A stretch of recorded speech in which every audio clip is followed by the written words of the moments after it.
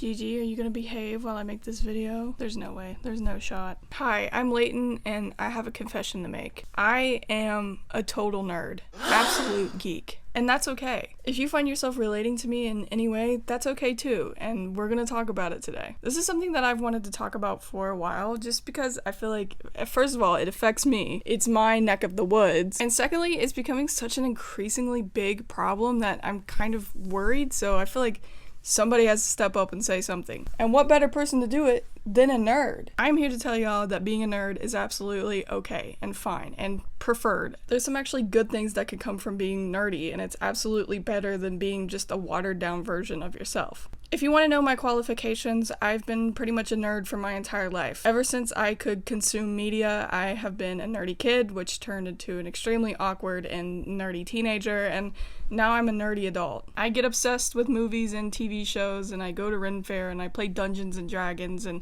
I sit on the internet and talk about 21 Pilots. I've been like this for as long as I can remember, and it's always been something that I've kind of had a love-hate relationship with. See, on one hand, I've always been kind of proud of past Leighton for never really caring about what other people thought and just doing whatever I wanted to do. But on the other hand, growing up in a small town, people really don't get me. And I don't mean that in like a quirky way. Just people in my town are just genuinely not into what I'm into most of the time. So growing up, I always kind of felt like an outlier, and admittedly, I both liked that and didn't like that at the same time. But then when I got older and onto the internet, I realized there's a whole bunch of you freaks out there. There's a whole bunch of you weirdos out there. All right, it's not just me. There's a whole bunch of you. And there was absolutely some comfort to know that there are people like me, that I wasn't alone. There's people that are into the things that I'm into. Listen, y'all, it's rough growing up in West Virginia. It's rough. And so the nerdy side of the internet is something that I am no stranger to. Honestly, that place raised me, alright? I was absolutely that kid in middle school scrolling through Tumblr, reblogging Fall Out Boy and 21 Pilots and Panic at the Disco, unfortunately. As you can see, the quirkiness did not leave me. But I grew up in these nerdy spaces, and as cringy as they might be, I always look back on them fondly because there's a lot of good memories attached there. But my fellow nerds and I were living peacefully until about 2020. 2020 was when I noticed a shift, and it's all been downhill from here. As I said before, nerdy culture has always existed on the internet. Really, truly, fandoms are probably the backbone of the internet, but these little subcultures lived in harmony for the longest time, for as long as I've been around. And there were certain ways that these fandoms went about. There were certain kind of unspoken rules, unspoken etiquette, what have you, of how fandoms work. But all of that came crashing down in 2020. Of course, during quarantine, there was a lot more time to be online, and you had all of these people who weren't used to fandom culture. I don't want to say invading, and I don't want to say gatekeeping, because it's kind of stupid at the end of the day to gatekeep like fandoms and stuff. But you had a lot of people maybe not used to the fandom space entering these areas of the internet, and they immediately started implementing their own rules, and that has changed fandom culture entirely. There's been so many videos about how fandom just feels so much differently now, and how it's so hard to enjoy fandoms now just because of the drama. And I truly think it is like partly due to quarantine, where you had all of these normies discovering fandoms. And let me just tell y'all, the things that y'all were like crashing out about is so tame. Cosplaying at a convention, oh boy, terrifying. That's definitely not like the whole point of a convention. Let me just real talk for a second. The people that do that, the people that go to conventions are like, look at these losers that are cosplaying. What do you think conventions are for? Yes, they're weird. You're gonna see some weird things at a convention, but that's like part of it. That's what you do. Have you ever heard of having fun? Have you ever tried it?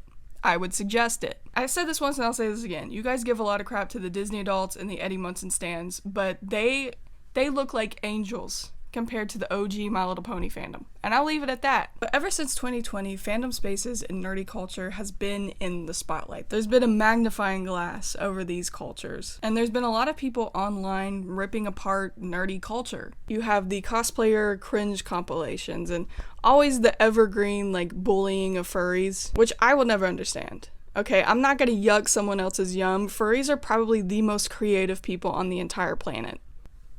I couldn't make those suits. That's kind of incredible that they can do that, but Regardless, there has definitely been an increase of cringe content and making fun of cringy things, and I think this sort of content has had its effect on people. Because nobody wants to be in these compilations. Nobody wants to be the target of cringe.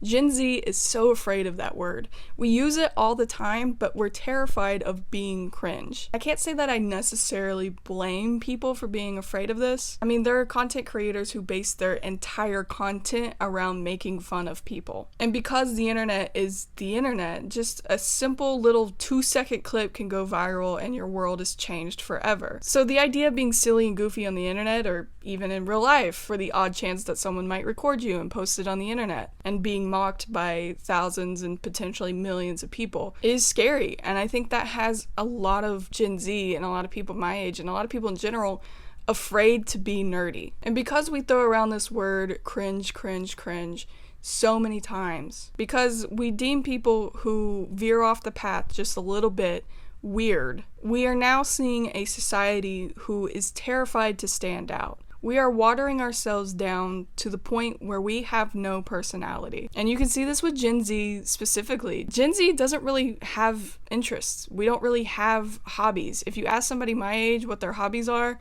they're probably not gonna give you an answer. Gen Z isn't passionate about anything. Gen Z doesn't care about anything. It's all about being nonchalant, and it's not that deep, bro. Just because if you are chalant, and if you do care, it's cringe. Even like collecting is not for the love of the game anymore. It's always just like a status symbol or what's the hottest trend, and there's not any heart in it. It's just whatever you can post on the internet to look cool for 5 seconds, and then we're on to buying whatever's next. And overconsumption as a whole is something that has ruined collecting, but that's a different video entirely. But I'm here to say, don't kill the part of you that is cringe. Kill the part of you that cringes. Because here's the thing, at the end of the day, I think it is healthy to look upon your past self and cringe, no matter what you do. That is just a normal part of life. You should absolutely be doing that. And I don't mean that in like a self-destructive kind of way, but you should look at your past self a couple of years ago and be like, oh my god, what was I doing? And guess what? 5 years, 10 years from now, you're gonna look at yourself now and be like, oh my god, what was I doing? That just means you're growing and changing as a person, and that's a good thing. Just imagine for a second how boring it would be if absolutely everyone was exactly the same. If we all had the same lives, the same careers, the same interests, it would all be boring. It would be incredibly boring. And so what if someone's a little weird? Get over it, maybe? I promise you, you will be happier doing the things that you want to do than trying to please this horde of people on the internet. Because here's the thing, at the end of the day, it doesn't matter what you do, there's going to be someone out there who doesn't like what you're doing. That's just how it is. It goes back to the whole idea of everyone's different. No matter how cool you think it is, no matter how well-intended you think it is, there's going to be haters. There's always going to be someone out there that doesn't like you, doesn't like what you're doing. Be yourself. Do what you want to do. Because it is so much better to do the things that you want to do and have people upset than constantly trying to please people who are never going to be pleased. Because let me tell you, take it from someone who is living the nerdy life. I know this sounds weird, but you really do find yourself in these hobbies and you find a sense of community. I'm not saying this as a brag or anything, but I was so obsessed with 21 Pilots that they put me on MTV. They sent me out to California, across the country, okay? Just because what? I was weird on the internet? And because of this channel, I've gotten to work with Google. Oh, hey, also insane. I'm not saying like, hey, you should monetize your interests just for the chance to work with these cool companies. No. But what I'm telling you is, if you be yourself, it'll attract the right people and it'll attract good things coming to you. You will have a better sense of who you are. You will have things that make you happy. You won't be this hollowed husk of a person who doesn't know what they're doing or doesn't know what their hobbies are or doesn't have interests. And you will be no longer shackled to this idea of being cringe. To be cringe is to be free. All right, I said it. There is absolutely freedom in being cringe and not caring. And I know that's difficult for some people, but once you understand that there's some people out there that are just going to be miserable no matter what, so it's just better to do what you want to do, the better off you will be. But I also feel like nerdy culture brings about a sense of community that I feel like a lot of Gen Z in general are missing out on. Gen Z as a whole, I understand probably because of COVID and the rise of social media, we are not very social creatures. I understand this. Like, a phone call is scary. I understand. I'm the same way. But I feel like this fear of being cringe, or this fear of being who you actually are, or liking things, is causing a really big disconnect in making friends. You know how many friends I've made based upon, like, my nerdy interests? This is how you meet people. You see a shirt that somebody's wearing, or you see a pin on their bag, or whatever, and you're just like, hey, I like that thing. You like this thing too. Let's talk about this thing and be friends.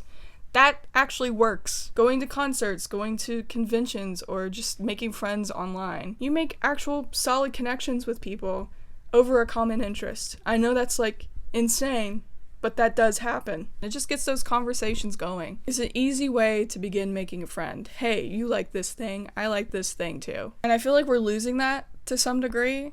Like, because Gen Z doesn't have passions anymore, I feel like we're losing that connection. And also, guys, it's really cool to be a nerd.